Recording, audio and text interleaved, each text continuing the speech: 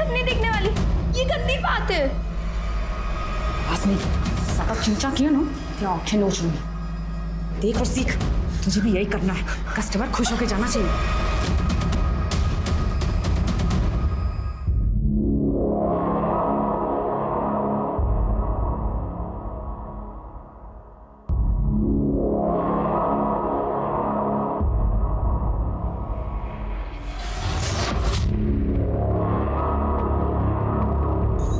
Minute तेरे पास, जल्दी कर और निकल।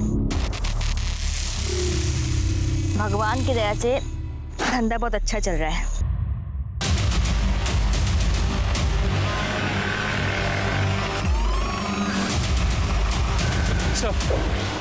इस तरफ सर, या संभल सर, ये गाँव वाला यहाँ हल्का होने आया। इसने बॉडी को देखकर हमें इन्फॉर्म कर दिया।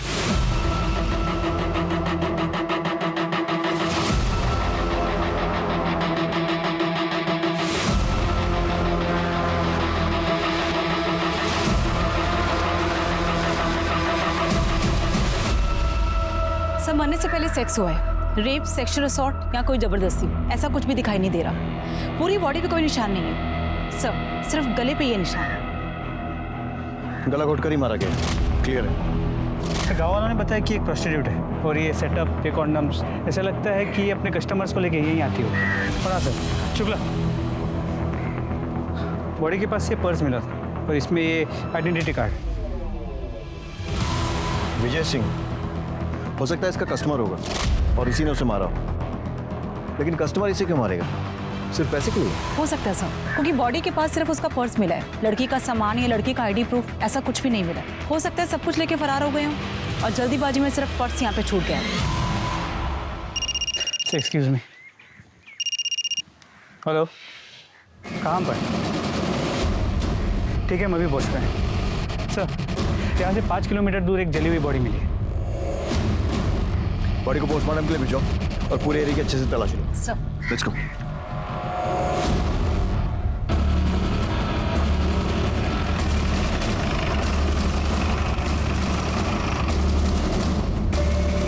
आसपास चेक कर। सर, बॉडी तो पूरी तरह जल चुकी है।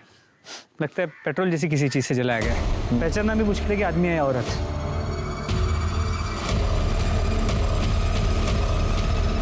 सर, हमने आसपास का पूरा एरिया चेक किया, यहाँ ऐसी कोई चीज नहीं मिली जिससे हम बॉडी की पहचान कर सके। मिश्रा, पता करो आसपास में कोई मिसिंग कंप्लेंट दर्ज हुई है क्या?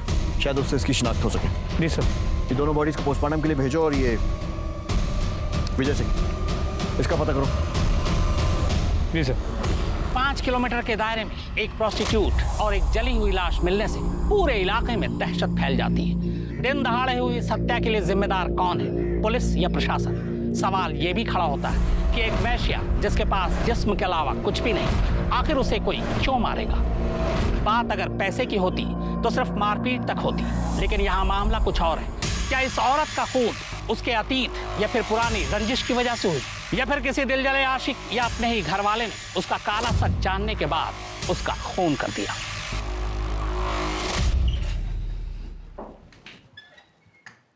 आसमा आपी तेरी बॉडी को भी इंजेक्शन देके ना बड़ा कर देगी, जैसे मेरी की थी।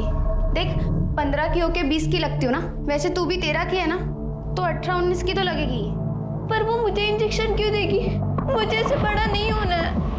तू तो ऐसे बोल रही है जैसे तुझे पूछ कर देंगी। मुझे भी तो जबरदस्ती लगाया था ना। मैं भी तेरी तरह बच्ची दिखती थी, और बच्ची के साथ ना कस्टमर वो सब करने में डरता है, और फिर कस्टमर को फिगर भी तो चाहिए ना। मुझे यहाँ नहीं रहना, मैं नहीं करने वाली है सब। देख, होके कोई फायदा नहीं है। मुझे भी कौन सा करना था, लेकिन करना पड़ा जीने के लिए। तुझे भी करना पड़ेगा, नहीं तो ये लोग जान से मार डालेंगे। देख, शुरुआत में ना रात रात भर नींद नहीं आती है, लेकिन फिर धीरे धीरे आदत हो जाती है। पर ये आदमी लड़कियों के साथ ही ऐसा क्यों करते हैं? हमने कोई गलती की है क्या? तुझे पता है, जब मैं 6 साल की थी ना, तब ये लोग मुझे उठाकर लेकर आए थे। मेरी मम्मी कहती थी कि मैं बहुत अच्छी बच्ची हूँ, कभी कोई गलती नहीं करती। फिर पता नहीं मैंने क्या गलती की जो... आपने कोई गलती नहीं की। नहीं मैंने की है। हम यहाँ नहीं रहेंगे, भाग जाएंगे यहाँ से। ये निशान देख रही है? एक बार भागने की कोशिश की थी तो मुझे जला दिया। और हम अब जाएंगे भी कहाँ? हाँ, हमारे घर वाले हमारी सच्चाई सुन के क्या हमें घर में रखेंगे? कभी नहीं रखेंगे बुलबुल।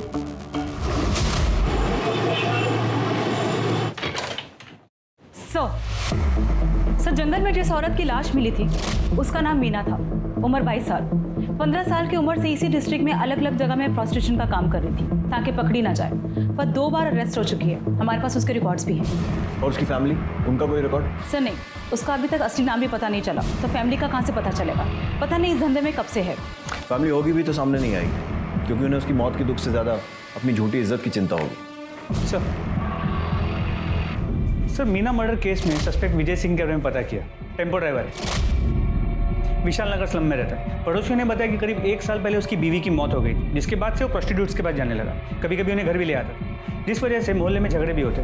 मतलब पॉसिबिलिटी है कि शायद मर्डर उसी ने किया।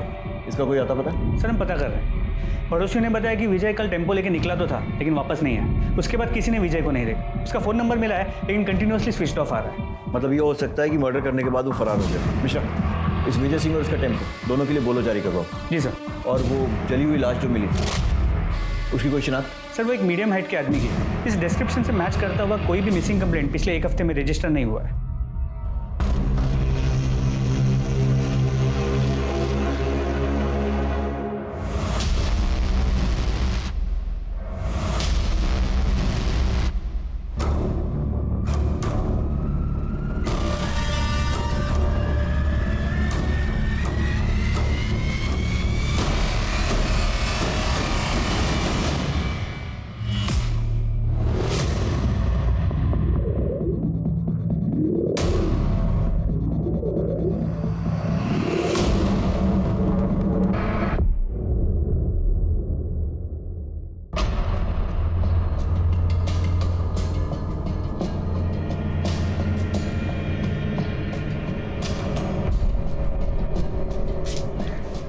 ए, घूरता क्या है? चाहिए तो माल ढीला कर। एक बार का कितना?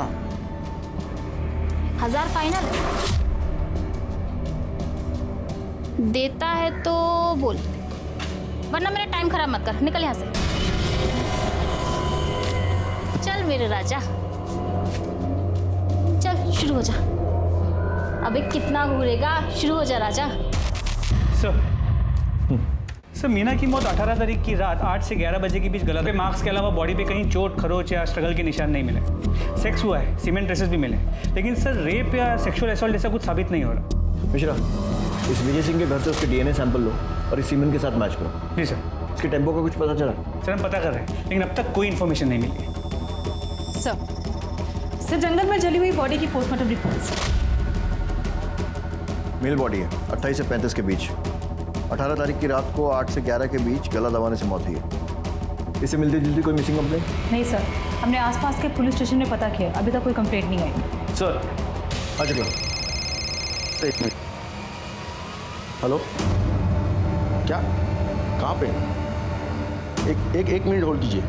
तो गणेश नगर में एक औरत की बॉडी मिली है। बॉडी की इन्फॉर्मेशन मिलने के पहले ही तो आ गया। नहीं सर, ऐसा नहीं है। ये तो फ़ोन अभी आपके सामने आया। मैं तो पहले वाली फ़ोन की इन्फॉर्मेशन देने आया था कि आदर्श नगर में एक आदमी की जली हुई बॉडी मिली है।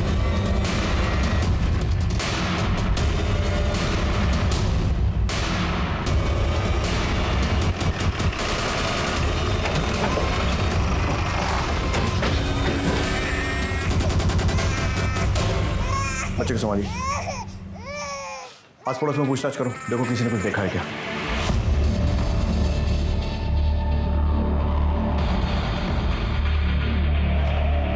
सर आसपास के लोगों का कहना है कि इस औरत का नाम शबनम है। ये इस एरिया में धंधा करती थी सर। इन लोगों ने कई बार इसकी कंप्लेंट भी की है सर, लेकिन ये इसके बाद भी इस कमरे में कस्टमर बुलाती थी। ठीक है, चारों तरफ अच्छे से तलाशी लो। Okay sir. Sir sex rape या सेक्सुअल असॉल्ट जैसा तो कुछ नहीं लग रहा है। शरीर पर कोई चोट का निशान भी नहीं है, सिर्फ एक गले पे निशान है सर। सर ये देखिए, ऐसा लग रहा है कि ये गला घोटने की वजह से इसकी मौत हुई। और ये बिखरा हुआ सामान देखकर तो ऐसा लग रहा है कि जैसे स्ट्रगल भी हुआ। कौन है ये जो ये ऑलरेडी मजबूर और सताई हुई औरतों के साथ ऐसा कर रहा है? सर ये पर्स मिला है। कमल राणा। हाँ मिश्रा। सर यहाँ भी एक जली हुई बॉडी मिली है, ठीक वैसे ही जैसे पिछले केस में थी। इसे भी पेट्रोल डाल के जलाया गया। ठीक है, मैं पहुँचता हूँ।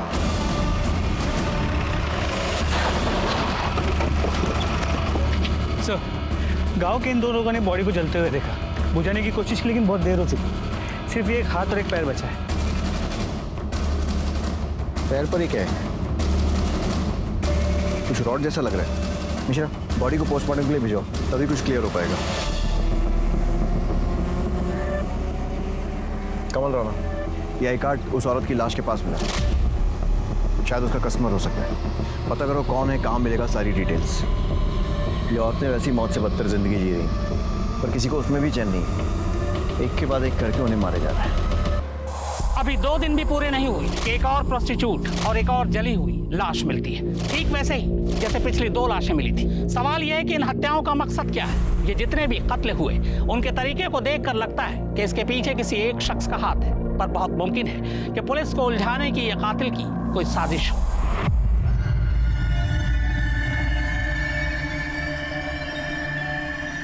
बुलबुल, बुलबुल, बुलबुल, बुलबुल, कहाँ जा रही है? दरवाजा खोल। हाँ, मैं आसपास कहाँ आ रही हो तुम लोग? अरे कोई पकड़ो उसे।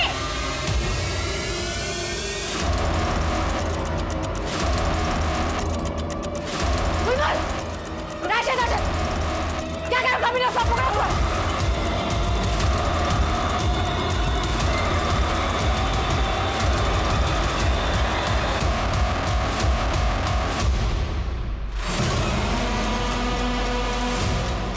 बुलबुल, अपने आप से बाहर आ जा। आपा तेरे को जान से मार देगी। है बुलबुल, सब देखते हैं।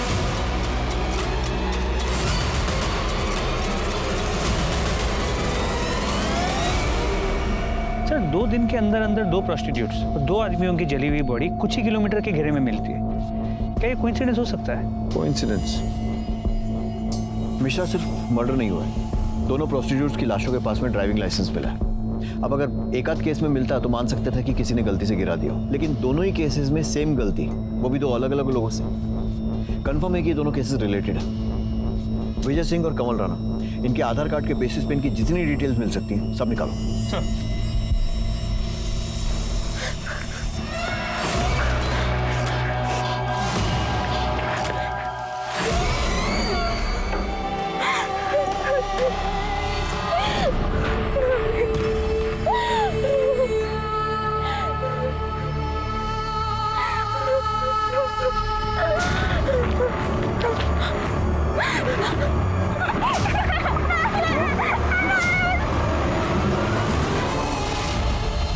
सुनिए, अभी निकलना जरूरी है क्या? कल सुबह तक का वेट नहीं कर सकते? इतनी रात हो रही है। अरे अर्ली मॉर्निंग तो मुझे ऑफिस में रिपोर्ट करना है ना। देखो, अभी मैं निकलूंगा फरीदाबाद के लिए तो कम से कम 1.5 से 2 घंटे लगेंगे पहुंचने। फिर जाकर सामान रखूंगा, थोड़ा सोऊंगा। हाँ तो, और उसके बाद सुबह जाकर के मैं स्वाति, क्या हुआ? इतना सैड फेस क्यों बनाया हुआ है? नहीं, प्लीज स्वाति, समझो ना। देखो, ये बिल्कुल वैसी जॉब है जैसी मैं करना चाहता हूँ। पता नहीं राजीव, मुझे बहुत घबराहट सी हो रही है। अरे तुम बस ये सोचो कि अपना नया घर कैसे सजाओगी। चलो अब खुश हो जाओ। पहुंच के फोन करना। हाँ ठीक है, मैं निकलता हूँ और तुम अपना ध्यान रखना।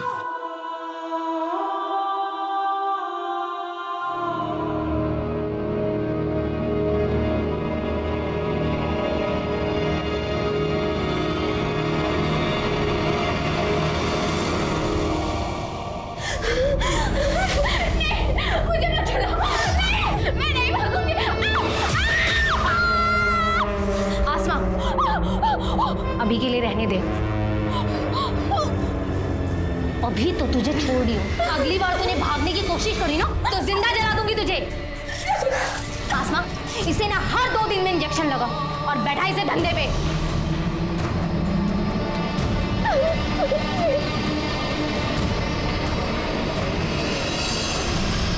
मैं नहीं रह सकती। मैं पुलिस अंकल का नंबर ढूंढ के उनको कॉल करूंगी।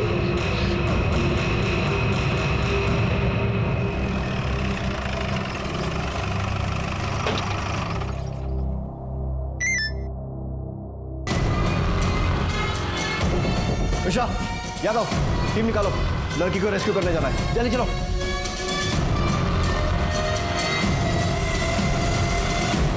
पुलिस को मिली सूचना के अनुसार यहाँ पर एक 13 साल की बच्ची को जबरदस्ती रखा गया और उस पर बहुत ज़्यादा अत्याचार किए गए और इस बात की जानकारी पुलिस को खुद उस बच्ची ने दी और राहत की बात यह है कि पुलिस उसको बचाने में कामयाब हुई है।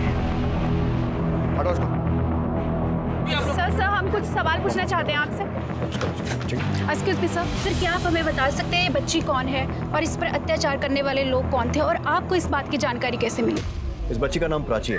इसके माँ बाप नहीं, अनाथ, अपने इन रिश्तेदारों के साथ रह रही थी और ये लोग इस पर अत्याचार कर रहे थे और ज़बरदस्ती से मजदूरी करवा रहे थे। फिलहाल हम लड़कियों को एनजीओ के हवाले कर रहे हैं और इन लोगों के खिलाफ मुकदमा दर्ज करने जा रहे हैं। हम बच्ची को उसके माँ बाप तो नहीं लौटा सकते, लेकिन एनजीओ के साथ कम से कम वो एक नॉर्मल लाइफ जी पाएगी। Thank you so much. Thank you so much.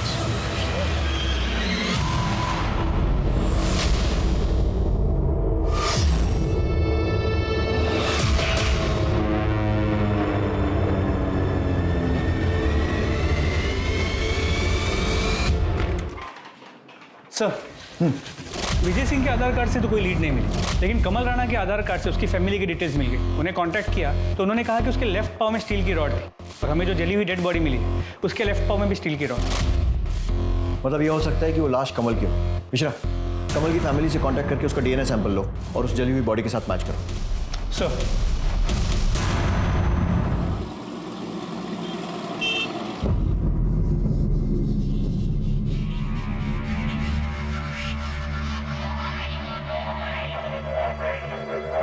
क्यों बुला रखा है? भगवान ने इतनी सुंदर शक्ल दी है, थोड़ा मुस्कुरा।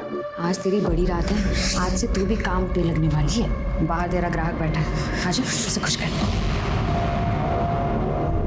अबे तो पहली बार आया है ना, इसलिए तुझे ऐसा लग रहा है। टेंशन मत ले, तुझे बहुत मजा आने वाला है। और ये पुलिस वुलिस ना जुबेदा मैडम के जेब में होती है भाई।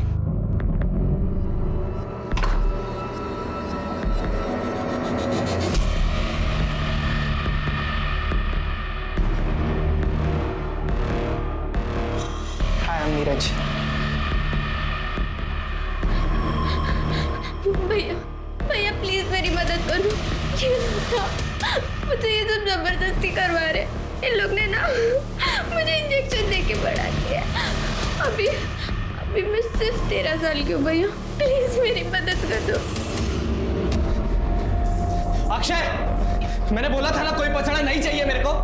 अरे क्या हुआ, क्यों गला फाड़ रहा है? बताएगा हुआ क्या है? इसने मुझे बोला था वो लड़की 18 साल की है। उस लड़की ने मुझे खुद बताया वो 13 साल की लड़की है और तुम लोगों ने मिलकर उसे इंजेक्शन दिया है बड़ा होने का। साली को तो मैं भी देखती हूँ, बताती हूँ उसे।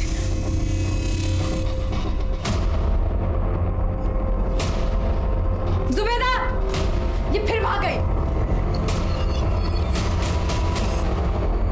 तो क्या यह तय था कि इन मर्डर्स को अंजाम देने वाला कोई सीरियल किलर ही था, जो जानबूझकर देह व्यापार करने वाली औरतों के पास उनके आखिरी कस्टमर का आईडी कार्ड प्लेस करता था, ताकि पुलिस मर्डर के इल्जाम में एक ऐसे मुजरिम की तलाश करे जो खुद शिकार था और कभी हाथ नहीं लगने वाला था, और वो इसलिए क्योंकि उसे जलाया जा चुका था। और अगर ये सच था तो ऐसा खेल रचने वाला कौन हो सकता था?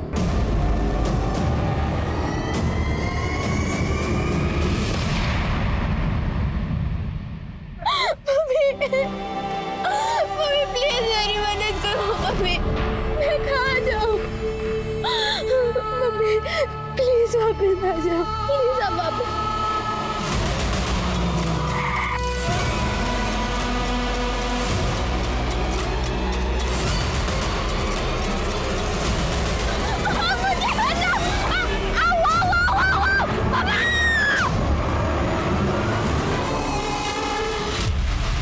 आपके पति कब से गया?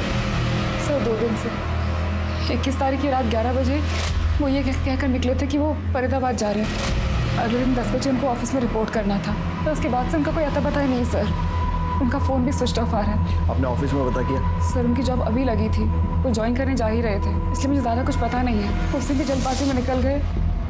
ऑफिस का नाम, कंपनी का एड्रेस कुछ पूछ नहीं पाए सर। उनकी किसी से दुश्मनी या फिर हाल फिलहाल में कोई झगड़ा? नहीं सर, कोई दुश्मनी, कोई झगड़ा नहीं। कोई अफेयर? बिल्कुल नहीं सर, हमारी लव मैरिज है। 1 साल पहले ही हमारी शादी हुई है। ठीक है, आप इनके पास अपनी सारी डिटेल्स लिखवा दीजिए, हम जल्द से जल्द आपके पति को ढूंढने की कोशिश करेंगे। चलिए। 6 हेलो,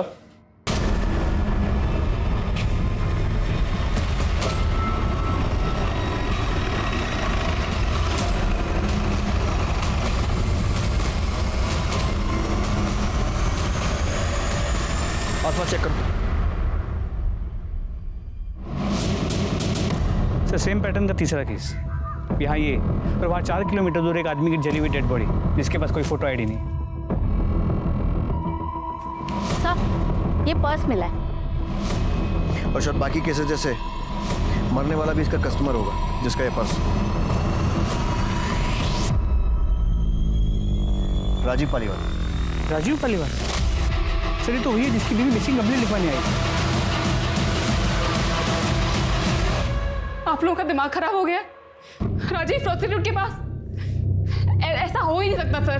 देखिए, मैं ये नहीं कह रहा हूँ कि राजीव प्रोस्टिट्यूट के पास गया था, या फिर गया था तो क्यों गया था, ये भी नहीं बता सकता। मैं सिर्फ ये चाहता हूँ कि आप बॉडी की शिनाख्त करेंगे क्या ये राजीव की है या नहीं। मैं आपका दुख समझता हूँ, लेकिन हम लोग भी ड्यूटी कर रहे हैं, सो प्लीज कोऑपरेट। चेहरा जला हुआ है, मैं कैसे बताऊँ कि ये राजीव है या नहीं? देखिए, राजीव की बॉडी पर अगर कोई आइडेंटिफिकेशन मार्क हो या कोई चोट का निशान जिससे आप उसकी पहचान कर सकें। बचपन में उनका एक ऑपरेशन हुआ था, तो राइट हैंड पे उनका निशान है।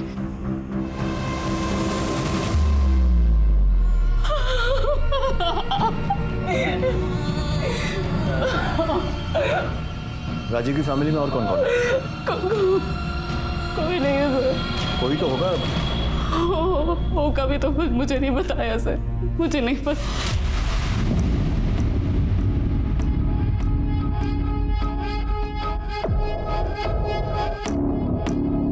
हाँ भेजो। सुनो, ये फाइल आज ही भिजवा दो इमीडिएटली। ठीक है सर। सर मुझे एनओसी इशू करवानी है। एनओसी किस लिए? राजीव पालीवाल के घर पर कब्जे के लिए। आप कौन?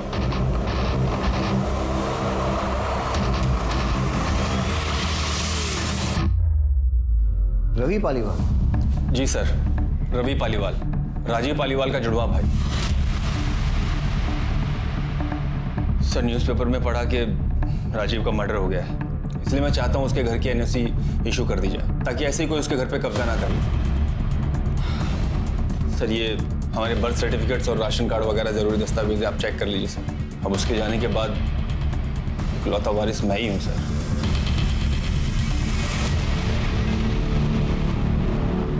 जिस न्यूज़पेपर में ये पढ़ा कि राजीव का मर्डर हो गया, उसमें ये नहीं पढ़ा कि उसकी वाइफ ने बॉडी को आइडेंटिफाई किया, और प्रॉपर्टी पर पहला हक वाइफ का ही होता है ना। वाइफ? वाइफ उस घर में रहती है? क्या बात कर रहे हैं सर, वो घर तो 1 साल से खाली पड़ा है, जब से राजीव पुष्पा भाभी और ख्याति को लेकर यहाँ शिफ्ट हो गया था। पुष्पा, ख्याति, ये कौन है? पुष्पा भाभी राजीव की वाइफ और ख्याति उनकी बेटी। 1 मिनट, राजीव की वाइफ का नाम स्वाति है, और उसने हमें बताया कि उन दोनों की 1 साल पहले शादी हुई है और उनका कोई बच्चा नहीं है।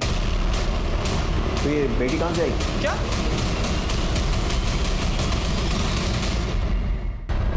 सर 1 साल पहले हमारी शादी हुई थी, ये रहा उसका प्रूफ।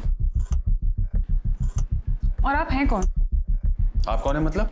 मतलब राजीव ने मुझे कभी नहीं बताया कि उनका कोई जुड़वा भाई भी है, ना ये बताया कि उनकी पहली शादी हुई है जिससे उनकी बेटी भी है। ये बात तो मैं भी आपके बारे में बोल सकता हूँ, क्योंकि राजीव ने मुझे भी कभी नहीं बताया कि उसने कोई दूसरी शादी भी कर रखी है। मेरे लिए तो पुष्पा भाभी उनकी वाइफ है और ख्याति उनकी बेटी, जिनसे मैं 6 साल पहले मिला था। तब ख्याति बहुत छोटी थी, अब तो कुछ 12-13 साल की होगी सर। क्या बकवास कर रहे हैं आप? जिस घर में शिफ्ट हुए हमें 1 साल भी नहीं हुआ, उस घर में आप उनसे 6 साल पहले मिल चुके हैं। मैं आपके घर की बात नहीं कर रहा हूँ सर, मैं हमारे फरीदाबाद वाले घर की बात कर रहा हूँ।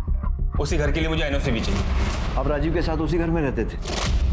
जी सर, शुरू से हम लोग साथ ही रहते थे। इनफैक्ट मम्मी डैडी के जाने के बाद तक हम लोग साथ ही थे। फिर मैं काम के चक्कर में पुणे शिफ्ट हो गया। मुझे याद है करीब 2 साल बाद राजीव ने शादी की थी। मैं शादी में भी नहीं आ पाया था सर, काम बहुत ज़्यादा था। तो अभी 6 साल पहले मैं पुष्पा भाभी और ख्याति से पहली बार मिला था। ये झूठ बोल रहे हैं सर। अगर सच होता तो राजीव ने मुझे बताया होता। सर मैं कोई बहस नहीं करना चाहता हूँ, आप डॉक्यूमेंट्स देख लीजिए, सब सच और झूठ पता लग जाएगा। जब राजीव और मैं पैदा हुए तो हमारे हाथ जुड़े हुए थे, बाद में ऑपरेशन करके अलग किया गया। निशान आज तक है। हाथ पे निशान की बात तो आपने भी कही थी। राजीव के कौन से हाथ पे निशान था? सर सीधे हाथ पर। बिल्कुल सही है सर, मेरे उल्टे हाथ पर है। ये देखिए, जब हम पैदा हुए हमारे हाथ जुड़े हुए थे सर।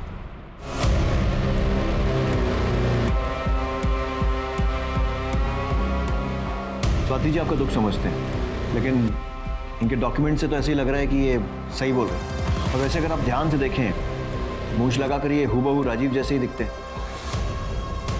मिश्रा, रवि का डीएनए सैंपल लो और डेड बॉडी से मैच करवाओ और इनके डॉक्यूमेंट्स फिर से वेरीफाई करो। और अगर सब कुछ सही निकलता है तो एनओसी दे दो, लेकिन लोकल पुलिस को इन्फॉर्म करने के बाद। और इनका घर भी लोकल पुलिस की मौजूदगी में ही खोलो। Sir, thank you sir.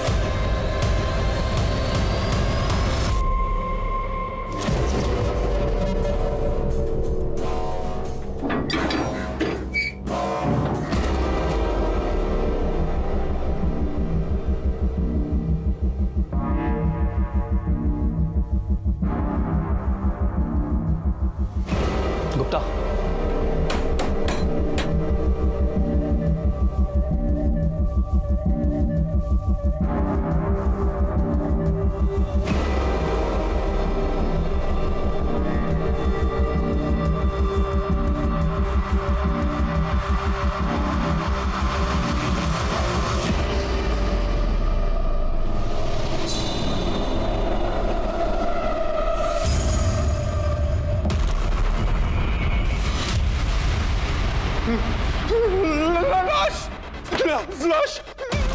लाश पड़ी है।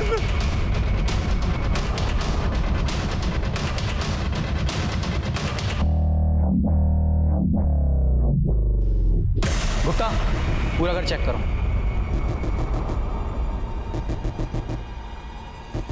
ये कंफर्म मर्डर लग रहा है। बॉडी जानबूझकर नमक डालकर गलाई गई है ताकि बदबू दबाई जा सके और बॉडी गलकर खत्म हो जाए। मरे हुए काफ़ी महीने हो चुके, सिर्फ कंकाल बचा है। मेल या फीमेल ये भी फोरेंसिक के बाद ही पता चलेगा। राहुल, इस केस की फाइल हमें हैंड ओवर करो, क्योंकि इस केस से जुड़ा हुआ केस हम ऑलरेडी इन्वेस्टिगेट कर रहे हैं। ओके, इनसे इस केस की फाइल ले लेना। Okay sir. आप ठीक मेरे पीछे जो घर देख पा रहे हैं वो राजीव पालीवाल का है, जो लंबे वक्त से बंद था। आज जब पुलिस इन्वेस्टिगेशन के दौरान ये घर खोला गया तो पुलिस को यहाँ से एक स्केलेटन मिला है। फिलहाल उसकी पहचान करना नामुमकिन है, लेकिन क्या ये कोई मर्डर है ये पुलिस इन्वेस्टिगेशन के बाद ही पता चलेगा। मेरे पीछे ये राजीव का घर है, जिनका कत्ल प्रोस्टिट्यूट और उनके कस्टमर के सीरियल किलिंग के दौरान हुआ। जांच के बाद पहली बार पुलिस की टीम राजीव के घर पहुंची है। घर की तलाशी ली गई तो घर के अंदर से एक कंकाल मिला। हालांकि उसकी शिनाख्त अभी नहीं हो पाई, मगर पुलिस को शक है कि ये कंकाल राजीव की पहली पत्नी या फिर बेटी का हो सकता है। मेरा तजुर्बा कहता है कि ये मामला महज एक इत्तेफाक नहीं है, ये सारे कत्ल सोची समझी साजिश का नतीजा है। आखिर कब रुकेगा मौत का यह सिलसिला? ये लाशें अभी भी मिलती रहेंगी।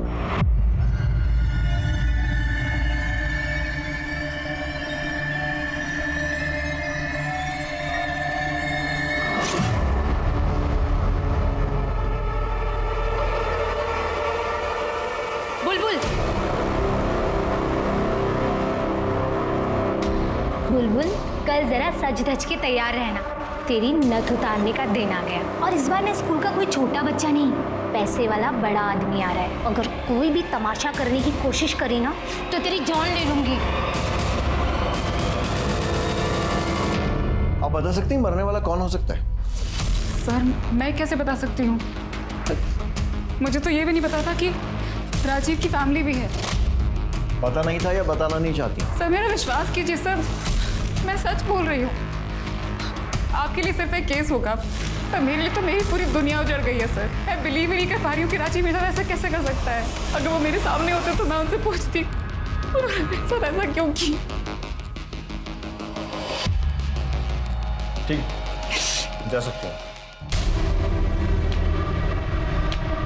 लावनी, सर, ये रवि का जुड़वा वाला एंगल चेक करो। ये बात मुझे हजम नहीं हो रही है कि एक सगा भाई अपने भाई की मौत पर, शादी पर कहीं भी नहीं पहुंचा, लेकिन मौत की खबर मिलते ही प्रॉपर्टी की एनओसी कराने पहुंच गया। उसने एक बार भी ये नहीं पूछा कि भाई के मरने के बाद उसकी पत्नी और उसकी बेटी कहाँ है। रवि और राजीव दोनों के कॉल रिकॉर्ड्स और मोबाइल डिटेल्स निकलवाओ और जो डॉक्यूमेंट्स उसने दिए हैं अच्छे से चेक करो। सर, मैंने राजीव के फरीदाबाद वाले घर के पड़ोसियों से पूछताछ की। उन्होंने कहा कि राजीव अपनी पहली बीवी पुष्पा और बेटी ख्याति के साथ उसी घर में रहता, पर करीब 1 साल पहले अपनी बीवी और बच्ची को लेकर अचानक से कहीं गायब हो गया। उसके बाद किसी ने उसे वापस नहीं देखा। और हाँ, पड़ोसियों ने कहा कि अभी कुछ दिन पहले उन्होंने एक लड़की को देर रात उस घर के बाहर देखा था। मैं खुद डर गई थी सर। पहले लगा कि भूत वूत है, फिर देखा तो 2 हट्टे कट्टे लोग उस लड़की का मुंह बंद करके घसीटते हुए जबरदस्ती गाड़ी में बिठा के लेके गए। साहब एकदम कंच लाल लिपस्टिक लगा रखी थी, जैसे वो रेड एरिया में औरतें लगाती है ना, वैसी साहब। देखने में एकदम बच्ची, मतलब शरीर छोटा, जैसे उम्र बड़ी ही नहीं। साहब वो 2 मुस्टंडे उस दिन उसको खींच के लेके जा रहे थे, गाड़ी में बैठाया। मुझे वो लोग सही नहीं लगे साहब, बिल्कुल। सर मुझे लगता है कि इसमें प्रोस्टिट्यूशन रैकेट वालों का हाथ। हमेशा सिर्फ प्रोस्टिट्यूशन नहीं, ह्यूमन ट्रैफिकिंग और ड्रग्स का भी एंगल हो सकता है। चारों तरफ नजर रखो, आंखें खुली रखो, खबरियों को भी अलर्ट करो। जरूरत पड़ती है तो फरीदाबाद पुलिस से भी हेल्प लो, मैं बात कर लूँगा। और ये रवि और स्वाति पर भी नजर रखो। इनकी ये जुड़वा भाई, 2-3 शादियाँ, प्रॉपर्टी, इन सारी की सारी बातों पर मुझे डाउट हो रहा है। सर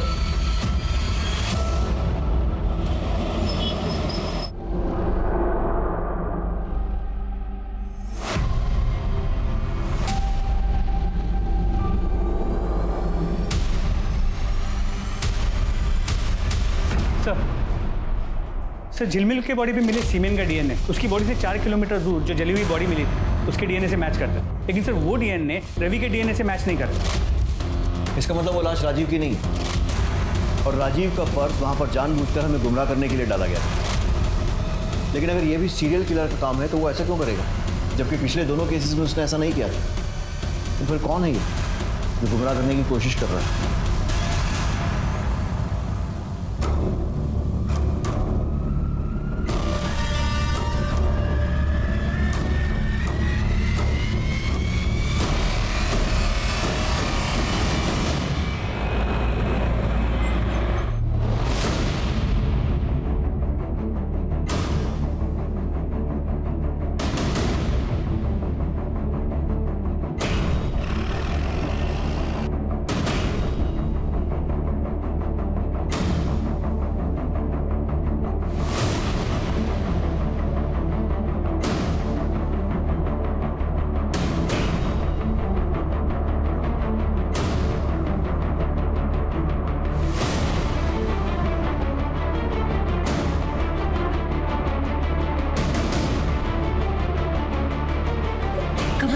चलो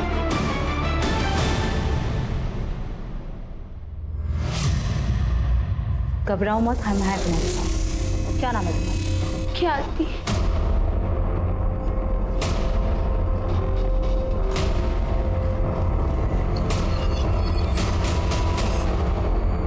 मम्मी पापा दोनों मुझे बहुत प्यार करते थे, पर पता नहीं 1 साल पहले उनको क्या हो गया। वो मम्मी को बहुत मारते थे, बोलते थे वो प्रोस्टिट्यूट है, गंदा काम करते।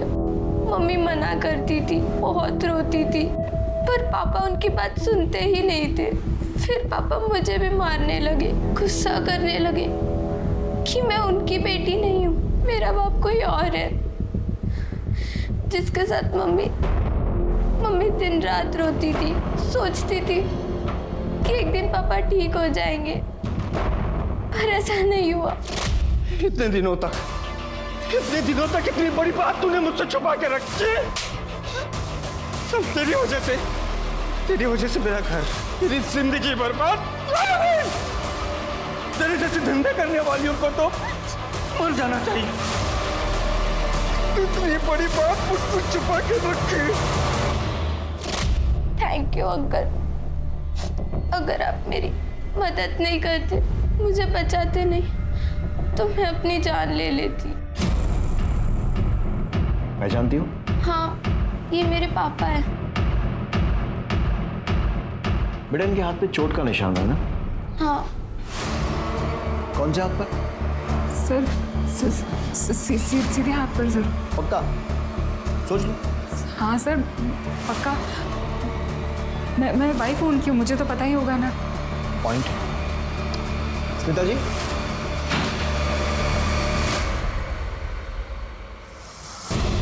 ये बेटी है राजीव की। आपकी शादी को 1 साल हुआ होगा, लेकिन इसने अपने बाप को बचपन से देखा है और इसका कहना है कि उसके दाएं नहीं बाएं हाथ पर निशान है ना बेटा? हाँ अंकल, पापा के सीधे हाथ पर नहीं, उल्टे हाथ पर निशान है। सर मैंने उतना ही किया सर जितना राजीव ने मुझसे करने को कहा। तूने इसे क्या कहा था और क्यों? पुष्पा की वजह से, एक प्रोस्टिट्यूट की वजह से मेरा घर, मेरी जिंदगी बर्बाद हो चुकी थी, इसलिए मैंने उसे मार डाला और उसकी गंदी औलाद को बेच दिया। पापा ऐसा मत करो पापा, पापा प्लीज पापा। उसकी बॉडी को वहां छोड़कर, उस पर नमक डालकर, उसे गलने सड़ने के लिए छोड़कर मैं यहाँ चला आया। लेकिन यहाँ आकर भी ऐसी औरतों के लिए मेरे मन में नफरत कम नहीं हो रही थी, बल्कि बढ़ ही रही थी। इसलिए मैं उनको, उनके कस्टमर्स को मारने लगा।